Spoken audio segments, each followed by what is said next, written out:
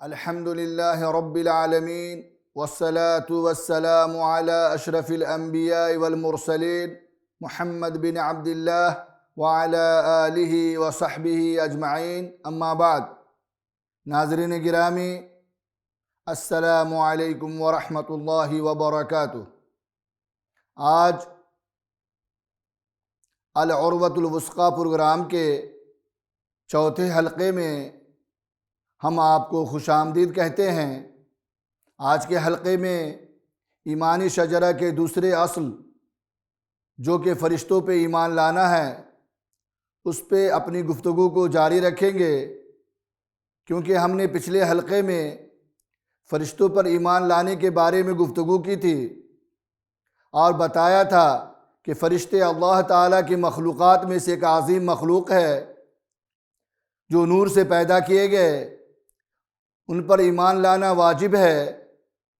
فرشتوں کا مقام و مرتبہ اللہ تعالیٰ کے نزدیک بہت بڑا ہے، وہ اللہ کے معزز بندے ہیں۔ اور پھر فرشتوں کی صفات خلقیہ و خلقی دونوں کا ذکر کیا تھا، اور یہ بھی بتایا تھا کہ ان کی تعداد، فرشتوں کی تعداد کا علم صرف اللہ تعالیٰ کو ہے۔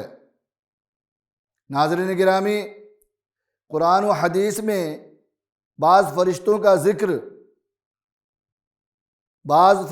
ذکر ان کے نام کے ساتھ آیا ہے، اور کہیں بعض فرشتوں کا ذکر اس کے اعمال کے ساتھ آیا ہے، یعنی کہیں پہ فرشتوں کا ذکر اس کے کام اور نام دونوں کے ساتھ آیا ہے، اور کہیں پہ صرف اعمال کا ذکر ہے، نام کا نہیں۔ تو سب سے پہلے ہم ان فرشتوں کا ذکر کریں گے جس کے اعمال کا ذکر قرآن و حدیث میں آیا ہے، نام نہیں۔ تو سب سے پہلے زمین و آسمان اور ان دونوں کے درمیان کے امور کی تدبیر کرنے والے فرشتے، یہ وہ فرشتے ہیں جو زمین و آسمان میں ہیں اور زمین و آسمان کے بیچ میں بھی ہیں، جو اللہ تعالیٰ کے امور کی تدبیر کرتے ہیں، یعنی ان کے ذمے جو کام دیا گیا وہ اس کو ذمہ داری کے ساتھ نبھاتے ہیں۔ اللہ تعالیٰ کا ارشاد ہے فالمدبرات امرا، پھر کام کے تدبیر کرنے والوں کی قسم۔ حسن بصری رحمۃ اللہ علیہ اس آیت کے بارے میں فرماتے ہیں کہ وہ فرشتے ہیں جو آسمان سے لے کر زمین تک کے تمام امور کی تدبیر کرتے ہیں۔ اللہ تعالیٰ کا ارشاد ہے فالمقسمات امرا، پھر کام کو تقسیم کرنے والوں کی قسم۔ اس کی تفسیر میں آیا ہے کہ یہ وہ فرشتے ہیں جو اعمال کی تقسیم کرتے ہیں، خواہ وہ شادابی ہو، زرخیزی ہو، خواہ قحط سالی ہو، بارش کا کام ہو، موت کا کام ہو، حادثے وغیرہ ہوں، یہ سب جتنے بھی کام ہیں ان کاموں کی تقسیم آپس کی کرتے ہیں، اسے کہا جاتا ہے کہ اعمال کی تقسیم کرنے والے فرشتے۔ وہ فرشتے اور کچھ فرشتے ایسے ہیں جس کا ذکر آیا ہے جو ماں کے پیٹ میں جنین کی تخلیق کرتے ہیں، تصویریں بناتے ہیں اور اس میں روح ڈالنے کا کام کرتے ہیں۔ حدیث میں آتا ہے عن انس بن مالک رضی اللہ عنہ عن النبی صلی اللہ علیہ وسلم قال ان اللہ عز وجل وکل بالرحم ملکا یقول یا رب نطفہ یا رب علقہ یا رب مضغہ فإذا أراد أن يقضي خلقه قال أذكر أم أنثى شقي أم سعيد فما الرزق والعجل فيكتب في بطن أمه رواہ البخاری۔ انس بن مالک رضی اللہ عنہ سے مروی ہے کہ نبی کریم صلی اللہ علیہ وسلم نے ارشاد فرمایا، بے شک اللہ تعالی ماں کے رحم کے لیے فرشتوں کو مقرر کیا، جو کہتا ہے اے رب نطفہ، اے رب علقہ، اے رب مضغہ، اور جب اللہ تعالیٰ اس کی تخلیق کا ارادہ کرتے ہیں، فرماتے ہیں، تو فرشتہ کہتا ہے اے رب یہ نر ہے یا مادہ، یہ نیک بخت ہے یا بدبخت، اس کا رزق، اس کی موت کب اور کہاں واقع ہوگی۔ تو یہ ساری چیزیں ماں کے پیٹ میں لکھ دی جاتی ہیں۔ یہ حدیث صحیح بخاری میں مذکور ہے۔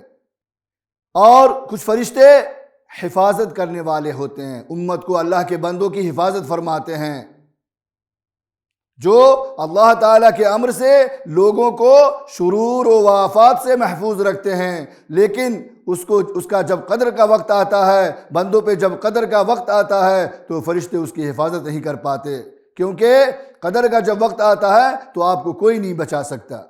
اللہ تعالیٰ کا ارشاد ہے لَهُ مُعَقِّبَاتٌ مِّن بَيْنِ يَدَيْهِ وَمِن خَلْفِهِ يَحْفَظُونَهُ مِنْ أَمْرِ اللَّهِ، اس کے پہرے دار انسان کے آگے پیچھے لگے رہتے ہیں، مقرر ہیں، جو اللہ کی حکم سے اس کی حفاظت کرتے ہیں۔ حدیث میں آتا ہے عن ابی ہریرہ رضی اللہ عنہ ان النبی صلی اللہ علیہ وسلم قال اذا خرج الرجل من باب بیته او من باب داره كان معه ملكان موكلان به فإذا قال بسم الله قال هديت وإذا قال لا حول ولا قوة إلا بالله قال وقيت وإذا قال توكلت على الله قال كفيت۔ حضرت ابی ہریرہ رضی اللہ عنہ سے مروی ہے کہ نبی کریم صلی اللہ علیہ وسلم نے ارشاد فرمایا جب کوئی اپنے گھر یا مکان سے باہر نکلتا ہے تو اس کے ساتھ 2 فرشتے لگا دیے جاتے ہیں۔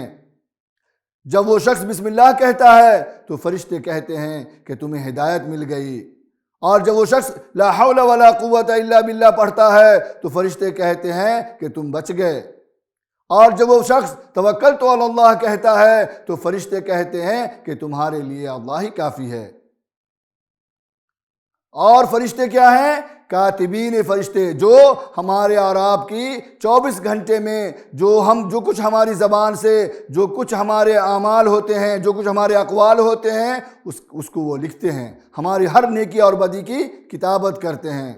اللہ تعالیٰ کا ارشاد ہے ما یلفظ من قول الا لدیہ رقیب عتید، اور اللہ تعالیٰ کا ارشاد ہے کراما کاتبین یعلمون ما تفعلون۔ اور کچھ فرشتے جو ہیں اللہ تعالیٰ کے عرش کو اٹھائے ہوئے ہیں۔ اللہ تعالیٰ کا ارشاد ہے الذین یحملون العرش ومن حولہ، الذین یحملون العرش ومن حولہ یسبحون بحمد ربہم، عرش کے اٹھانے والے اور اس کے آس پاس کے فرشتے اپنے رب کی تسبیح حمد کے ساتھ ساتھ کرتے ہیں۔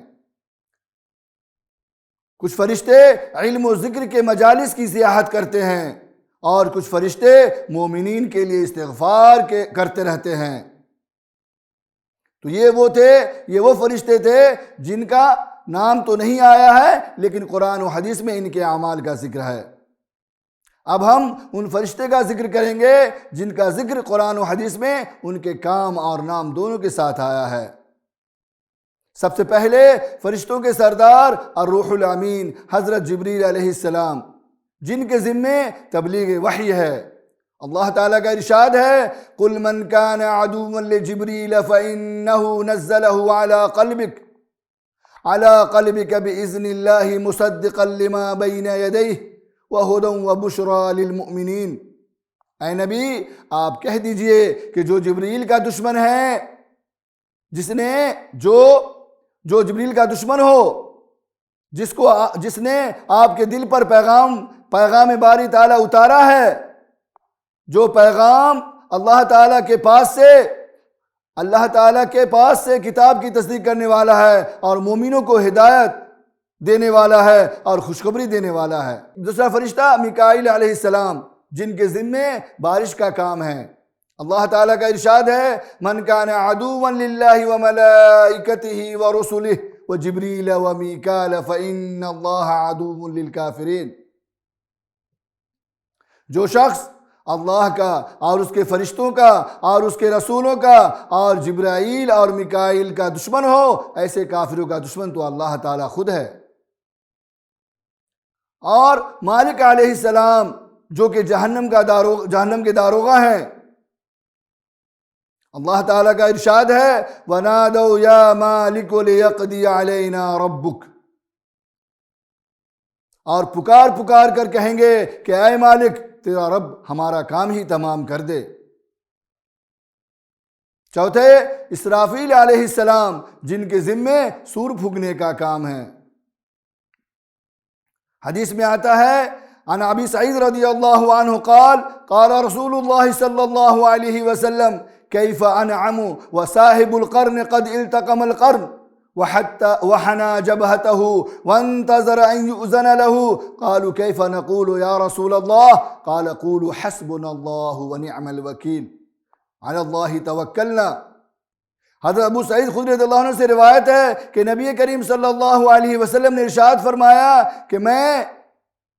کہ مجھے کیسے سکون آئے اور سور والا سور لے کر تیار کھڑا ہے اور اس نے اپنی پیشانی کو جھکا رکھا ہے اور انتظار میں ہے کہ اسے اجازت دی جائے۔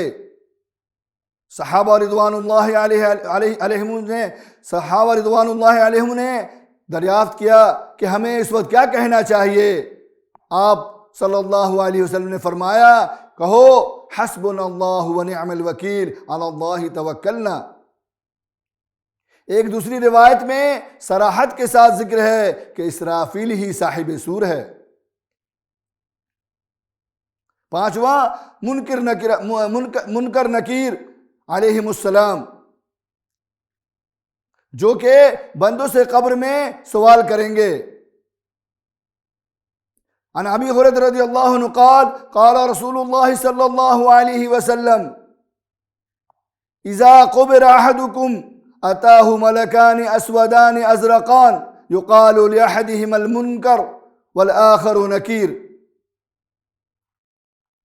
ابو ہریرہ رضی اللہ عنہ سے مروی ہے کہ رسول اللہ صلی اللہ علیہ وسلم نے ارشاد فرمایا جب تم قبر میں ڈال دیے جاؤ گے تو اس کے پاس، جب تم میں سے کوئی قبر میں ڈال دیا جائے گا تو اس کے پاس دو کالے نیلے فرشتے آتے ہیں، ایک کا نام منکر اور دوسرے کا نکیر ہے۔ چھٹا ملک الموت علیہ السلام، جس کے ذمے روح نکالنے کا کام ہے، جو روح نکالتا ہے۔ اللہ تعالیٰ کا ارشاد ہے قُلْ يَتَوَفَّاكُمْ مَلَكُ الْمَوْتِ الَّذِي وُكِّلَ بِكُمْ ثُمَّ إِلَىٰ رَبِّكُمْ تُرْجَعُونَ۔ محترم ناظرین، ہم نے پچھلے اور آج کے حلقے میں فرشتوں پر ایمان لانے کے بارے میں تفصیلی بات کی۔ اب آخر میں اس بات کا ذکر کر دینا مناسب ہے کہ جب انسان فرشتوں پر ایمان لاتا ہے تو کیا اس کی زندگی میں کچھ نمایاں آثار و نتائج مرتب ہوتے ہیں؟ بالکل۔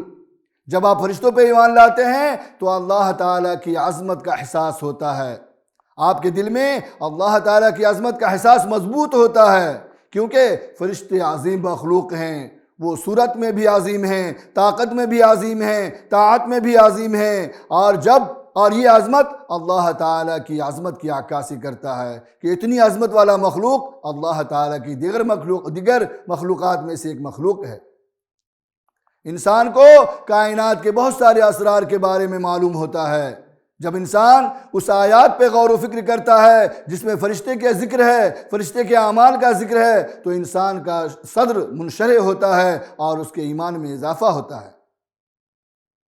جب آپ فرشتے پہ ایمان لاتے ہیں تو دنیا میں قابل احساس اطمینان ہوتا ہے، انسان کو معلوم ہوتا ہے کہ اللہ تعالیٰ نے اس کے لیے فرشتے متعین کیے ہیں جو اس کی حفاظت اس کے دشمنوں سے کرتے ہیں، تو انسان کو اطمینان ہو جاتا ہے، وہ جان لیتا ہے کہ اس کی قسمت میں جو کچھ ہونا ہوگا ہو کر رہے گا، اور اگر جو نہیں ہونا ہوگا کسی بھی صورت میں اس کا کوئی کچھ نہیں کر سکتا۔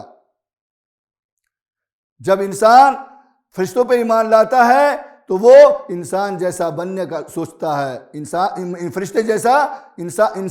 فرشتوں جیسا عمل کرنے کا سوچتا ہے، فرشتوں جیسا بننے کی کوشش کرتا ہے، کیونکہ فرشتے رات دن اللہ تعالیٰ کی تسبیح بیان کرتے ہیں، وہ اطاعت میں نہیں تھکتے، سستی نہیں کرتے، وہ اللہ تعالیٰ کی نافرمانی نہیں کرتے، وہ وہی کام کرتے ہیں جن کا انہیں حکم دیا جاتا۔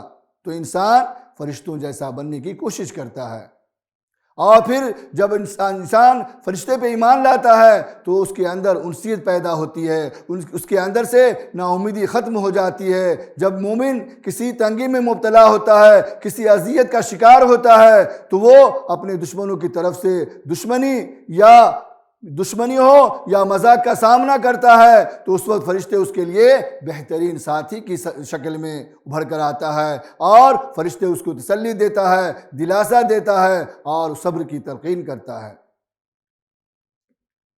محترم ناظرین، ہم اب اپنی بات کو یہیں ختم کرتے ہیں۔ انشاءاللہ دوسرے حلقے میں کسی دوسری موضوع پر یا دوسرے رکن پر، دوسرے اصل پر بات ہوگی۔ والسلام علیکم ورحمۃ اللہ وبرکاتہ۔ سبحان ربک رب العزت عما یصفون وسلام علی المرسلین والحمد للہ رب العالمین۔